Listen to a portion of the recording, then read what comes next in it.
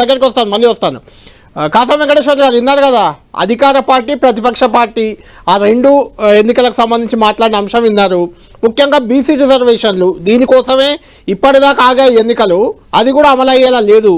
దీనికి కారణం బీజేపీ అనేది రేపు జనంలోకి వెళ్ళే అవకాశం ఉంది, మీరే అడ్డుకున్నారని ఏం చెప్తారు? కాంగ్రెస్ పార్టీ ఎప్పుడైనా నిజం చెప్పిందా అండి? కాంగ్రెస్ పార్టీ ఎప్పుడు కూడా వాళ్ళ ఇష్టానుసారంగా ఆరోపణలు చేయడం మాత్రమే చేస్తూ ఉంటారు. ఇవాళ భారతీయ జనతా పార్టీ ఓట్ల చోరీ చేసింది అని ప్రచారం చేసింది కదా. ఇవాళ బీసీ రిజర్వేషన్ల చోరీ కాంగ్రెస్ పార్టీ చేసింది. మేము ఎప్పుడు కూడా కాంగ్రెస్ పార్టీ అసెంబ్లీలో తీర్మానం పెడితే మేము ఖచ్చితంగా దానికి మద్దతు ఇచ్చినాం. మీరు కోర్టుకు పోతే మీరు ఏం చేయాలనో మీరు తీసుకురండి అని చెప్పినాం. కానీ అది ఏం చేయకుండా రకరకాల స్క్రిప్ట్లు రాసుకొని స్క్రిప్ట్లన్నీ రాతలంతా అయిపోయిన తర్వాత అడావుడిగా ఇలా 3,200 కోట్లు కేంద్ర ప్రభుత్వం నుంచి రావాలి కాబట్టి ఆ పైసలు కూడా లేకపోతే గ్రామ పంచాయతీలు నడపలేమని చెప్పేసి ఇవాళ కొత్త ఆలోచన చేసింది. అయితే ఇంతకు ముందు మీ చర్చ చూస్తా ఉన్నాను. ఆ చర్చలో ఒక విషయం స్పష్టంగా కనపడుతుంది ఏంటంటే, ఇవాళ చేసినటువంటి రిజర్వేషన్ల ప్రక్రియ ఏదైతుందో అది తప్పుల తడకగా ఉన్నది. బీసీలని ఒకసారి బీఆర్ఎస్ పార్టీ 22% తీసుకొస్తే ఇప్పుడు 20% కూడా ఇవ్వలేనటువంటి పరిస్థితి కాంగ్రెస్ పార్టీ కనపడతా ఉంది. ఇవాళ ప్రత్యక్షంగా వాళ్ళ చర్యల ద్వారా మనకు కనపడుతోంది. మీకు ఇంతకుముందు ఆదిశీనన్న బీసీ నాయకుడు కాబట్టి ఒక విషయం స్పష్టం చేయదలుచుకున్నా. మీరు ఇంతకు ముందుకే చెప్పారు, డెడికేటెడ్ కమిషన్ ఇచ్చినటువంటి రిపోర్ట్ ప్రకారం బీసీ రిజర్వేషన్ చేయాలా, కానీ ఎస్సీలకు ఎస్టీలకు సంబంధించినటువంటి రిజర్వేషన్స్ ఇచ్చేది జనాభా ప్రాతిపదికన సెన్సస్ ప్రకారం చేయాలా. కానీ వాళ్ళు ఏం చేశారంటే గ్రామ పంచాయతీలన్నింటినీ కూడా బీసీలై మాత్రం డెడికేషన్ కమిషన్ ప్రకారం చేశారు, కొన్ని ఎస్సీలై మాత్రం సెన్సస్ ప్రకారం ఎస్టీలై సెన్సస్ ప్రకారం చేశారు.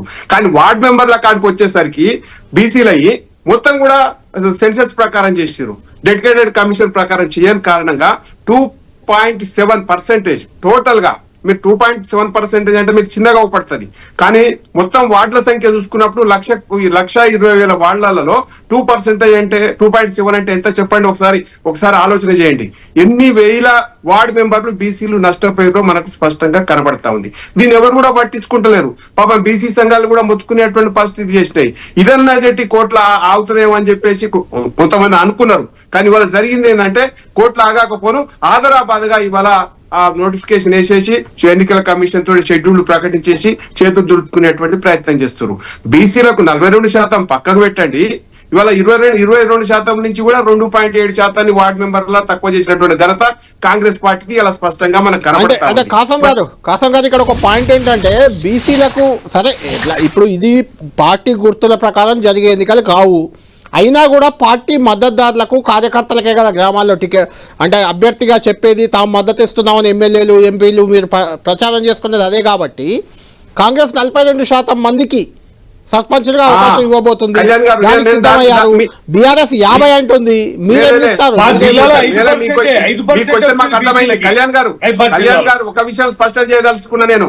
ఇవాళ కాంగ్రెస్ పార్టీ 22% అఫీషియల్ గా బీసీలకు రిజర్వేషన్లు అని చెప్పేసి ఇవాళ నోటిఫికేషన్ వేయించింది. ఓకే, సంతోషమే. కానీ మిగతా 42% ఇస్తామన్నారు. ఇంకా 18% జనరల్ సీట్లను బీసీలకు ఇస్తారా? ఆది శ్రీనివాస్ గారిని గుండె మీద చేసుకొని చెప్పమనండి.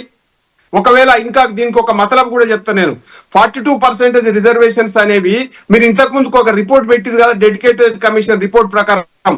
దాని ప్రకారం జనరల్ సీట్లలో అన్నిట్లలో కూడా ఇలా రొటేషన్ పద్ధతిలో జనరల్ చేసిన సీట్లలో బీసీలకు అందరికి కూడా జనరల్ సీట్లలో పోటీ చేసే అవకాశం కల్పిస్తారా?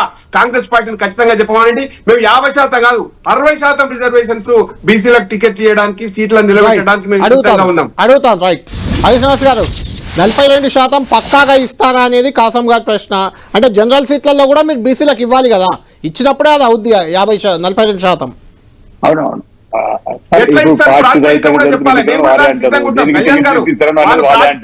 చెప్తే ఆ ప్రాతిపదిక ప్రకారం మేము సిద్ధంగా ఉంటాం.